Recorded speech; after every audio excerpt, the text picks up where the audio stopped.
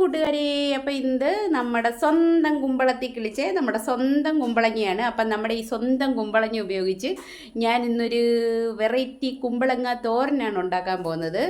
അപ്പോൾ ഒരു പ്രത്യേകതയുണ്ട് കേട്ടോ, നമ്മുടെ സ്വന്തം സാധനമായതുകൊണ്ട് നമുക്ക് ഇഷ്ടമുള്ള കണക്ക് ഇതിനെ നമുക്ക് വെക്കാം. കാശ് കൊടുത്തൊക്കെ മേടിച്ചിട്ട് ഇത് നശിപ്പിച്ച് കളഞ്ഞാൽ അവസാനം വീട്ടുകാരൻ്റെ ഇടിയും കൂടെ കൊള്ളേണ്ടി വരും. പക്ഷേ ഞാൻ ഉണ്ടാക്കുന്ന സാധനം നശിച്ചൊന്നും പോകത്തില്ല കേട്ടോ, നല്ല സൂപ്പർ ടേസ്റ്റാണ്. അടിപൊളി വെറൈറ്റി ഒരു കുമ്പളങ്ങ തോരനാണ്. അപ്പം നമുക്കൊന്ന് ട്രൈ ചെയ്ത് നോക്കിയാലോ. ഞാൻ മുമ്പ് ഉണ്ടാക്കിയിട്ടുള്ളതാണ് കേട്ടോ, അതുകൊണ്ടാണ് ധൈര്യമായിട്ട് ഇത് നിങ്ങൾക്കുള്ള മുമ്പിലേക്ക് കൊണ്ടുവരുന്നത്. പിന്നെ എൻ്റെ സ്വന്തം ആയതുകൊണ്ട് എനിക്കിഷ്ടമുള്ളതുപോലെ കൈകാര്യം ചെയ്യാന്നുള്ളത് മാത്രമേ ഉള്ളൂ. അപ്പം നമുക്ക് നേരെ ഇങ്ങ് കുമ്പളങ്ങ തോരനിലോട്ട് പോയാലോ. നമുക്കതിനായിട്ടൊരു നല്ല കുമ്പളങ്ങ എടുക്കാം. അതിനുശേഷം അതിനെ ഇങ്ങനെ രണ്ടായിട്ട് മുറിച്ച് നല്ല വൃത്തിയായിട്ട് തൊലിയൊക്കെ ചിത്തി വൃത്തിയാക്കി, തോടിനൊക്കെ സ്വല്പം കട്ടിയൊക്കെ കൂടുതലാണ് എങ്കിലും നമ്മൾ നല്ല വൃത്തിയായിട്ട് ചെത്തിയെടുക്കണം. കാരണം കുമ്പളം എന്ന് പറയുമ്പോൾ ഏറ്റവും കൂടുതൽ വൈറ്റമിൻസ് അടങ്ങിയിട്ടുള്ള സാധനമാണ്. ഉദര സംബന്ധമായ എന്ത് രോഗങ്ങൾക്കും ഈ കുമ്പളം കഴിക്കുന്നത് നല്ലതാണ്. അപ്പം നമ്മളത് ചെത്തി വൃത്തിയാക്കി എടുത്തിട്ടുണ്ട്. ഇനിയിപ്പം നമുക്ക് ആ കുമ്പളത്തിനകത്തുള്ള അരിയെല്ലാം നീക്കം ചെയ്ത് കളയാം. അരി നമ്മൾ ഉപയോഗിക്കാറില്ല, പക്ഷേ ഇത് അരി നീക്കം ചെയ്ത് കളയുമ്പോൾ സൂക്ഷിച്ച് വെച്ചേക്കുക. ഇത് അയ്യത്തൊക്കെ ഇട്ടാൽ വീണ്ടും അത് അവിടെ കിടന്ന് കിളിച്ച് വരും. അപ്പം നമ്മൾ കുമ്പളം ചെത്തി വൃത്തിയാക്കിയിട്ടുണ്ട്. ഇത് നമുക്ക് നല്ല കുനുകുനാന്ന് അരിഞ്ഞെടുക്കാം. എനിക്കിതിങ്ങനെ ഇച്ചിരി കനത്തിൽ അരിഞ്ഞെടുക്കുന്നതാണ് ഇഷ്ടം. ഇത് വേണമെന്നുണ്ടെങ്കിൽ നമുക്ക് ഉരച്ചെടുക്കാൻ പറ്റുന്നതാണ് സ്ക്രബ്ബറിൽ വെച്ചിട്ട്. പിന്നെ അതുപോലെ തന്നെ ചിരവയിൽ വെച്ചിട്ട് ഇത് രണ്ടായിട്ട് മുറിച്ച് ഇതിനുള്ളിലെ അരി നീക്കം ചെയ്തതിന് ശേഷം തേങ്ങ തിരുമ്മി എടുക്കുന്നത് പോലെയും തിരുമ്മി എടുക്കാൻ പറ്റും. ഇതെങ്ങനെ വേണമെങ്കിലും നമുക്ക് ഇഷ്ടമുള്ള രീതിയിൽ നമുക്ക് അരിഞ്ഞെടുക്കാൻ സാധിക്കും. പക്ഷേ എനിക്കിങ്ങനെ അല്പം കട്ടിയുള്ള രീതിയിൽ അരിഞ്ഞെടുക്കുന്നതാണ് ഇഷ്ടം. അപ്പം ഞാൻ അത് വൃത്തിയായിട്ട് അരിഞ്ഞെടുത്തിട്ടുണ്ട്. അപ്പോൾ ഇതിനകത്ത് ചേർക്കേണ്ടുന്ന സാധനങ്ങൾ എന്തൊക്കെയാണെന്ന് പരിചയപ്പെടുത്തി തരാം. അപ്പോൾ അതിനായിട്ട് വേണ്ട തേങ്ങ, മഞ്ഞൾപ്പൊടി, കൊച്ചുള്ളി, വെളുത്തുള്ളി, ജീരകം, മുളക് പൊടി, കറിവേപ്പില. മുളക് പൊടി നമ്മൾ എടുത്തിരിക്കുന്നത് പച്ചമുളക് ഇല്ലാത്തത് കൊണ്ടാണ്. പച്ചമുളക് ഉള്ളവർ പച്ചമുളക് ചേർത്താൽ മതി. എന്നിട്ട് നമുക്ക് വെളുത്തുള്ളിയും കൊച്ചുള്ളിയും കറിവേപ്പിലയും ജീരകവും കൂടെ മിക്സിയുടെ ജാറിലേക്കിട്ട് ആദ്യം നന്നായി ഒന്ന് ചതച്ചെടുക്കാം. അത് ഏത് തോരനായാലും അവിയലായാലും എന്ത് ഐറ്റംസ് ഉണ്ടാക്കുമ്പോഴും ആദ്യമേ ഈ സാധനം മിക്സിയുടെ ജാറിലിട്ട് നന്നായി ഒന്ന് ചതച്ചെടുക്കുകയാണെങ്കിൽ അത് നന്നായി അരഞ്ഞ് കിട്ടും. ഇതേ നമ്മളിതിപ്പോൾ ചതച്ചെടുത്തിട്ടുണ്ട്, അതെല്ലാം നന്നായി അരഞ്ഞിട്ടുണ്ട്.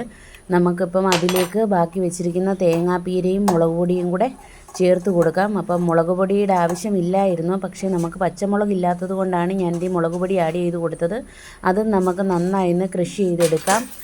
അപ്പം ഞാൻ അത് നന്നായി ഒന്ന് ക്രഷ് ചെയ്തെടുത്തിട്ടുണ്ട്. അപ്പോൾ ഇനി നമുക്ക് അടുപ്പ് കത്തിക്കാം.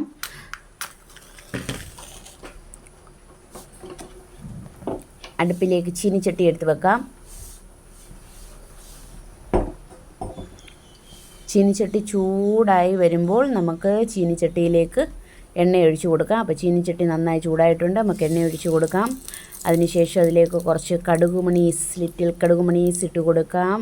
ഇട്ടാൽ പൊട്ടും. ഇംഗ്ലീഷ് മുട്ടായി ടപ്പടപ്പീന്ന് പൊട്ടിക്കൊണ്ടിരിക്കുമ്പോൾ തന്നെ പൊട്ടി തീർന്നു കഴിഞ്ഞാൽ ഉടനെ നമുക്കതിലേക്ക് കുറച്ച് കറിവേപ്പില ഇട്ട് കൊടുക്കാം.